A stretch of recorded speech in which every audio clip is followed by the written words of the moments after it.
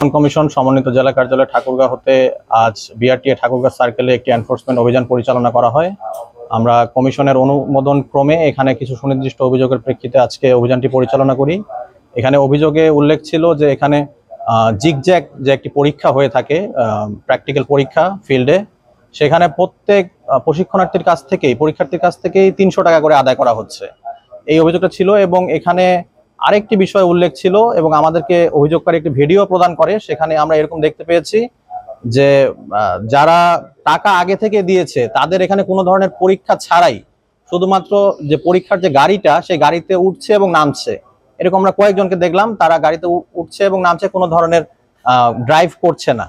তো এমনটি যদি চলতে থাকে তাহলে আমরা আশা করছি ভবিষ্যতে সড়কে যে দুর্ঘটনা এটি আরো বৃদ্ধির একটি ঝুঁকি থেকে যাচ্ছে। আমরা এই ব্যাপারে এখানে যে সহকারী পরিচালক মহোদয় আছে ওনার কাছে জানতে চেয়েছি, উনি এটা কেন হয়েছে এটার জবাব চেয়ে একটি শোকজ লেটার এখানে যে মোটরযান পরিদর্শক আছে তার কাছে ইস্যু করবে।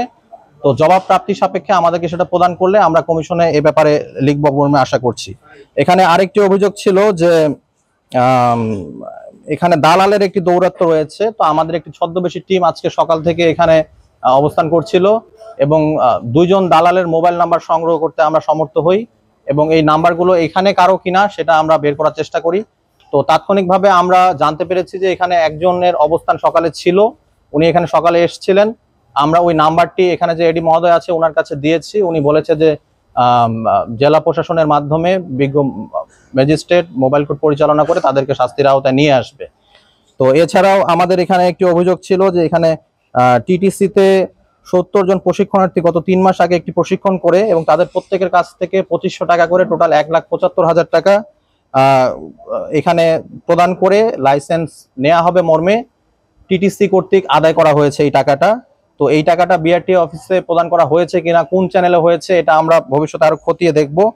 আর এখানে তাৎক্ষণিকভাবে আমরা যে দালালের দৌরাত্ম্য এই বিষয়ে এখানে এডি মহোদয় আমাদের নিশ্চিত করেছে যে পুরা অফিস প্রাঙ্গণটাকে উনি সিসিটিভির আওতায় নিয়ে আসবেন এবং নিয়ে এসে এটি আমাদের টিমকে আজকে বিকালের মধ্যেই উনি অবহিত করবে এবং এখানে মোটরযান পরিদর্শক তাকে একটি শোকজ লেটার ইস্যু করবে কেন পরীক্ষা ছাড়াই লাইসেন্স প্রদান করা হচ্ছে এ ব্যাপারে এবং ফিল্ডে কেন প্রতি প্রশিক্ষণার্থীর কাছ থেকে 300 টাকা করে নেওয়া হচ্ছে, এটিও উনি আমাদেরকে নিশ্চিত করেছেন। এছাড়াও এখানে আমরা একটি নাম্বার, মোবাইল নাম্বার আমরা ধারণা করছি এটি কোনো দালাল চক্রের হয়ে থাকবে, সেটি আমরা ওনাকে প্রোভাইড করেছি।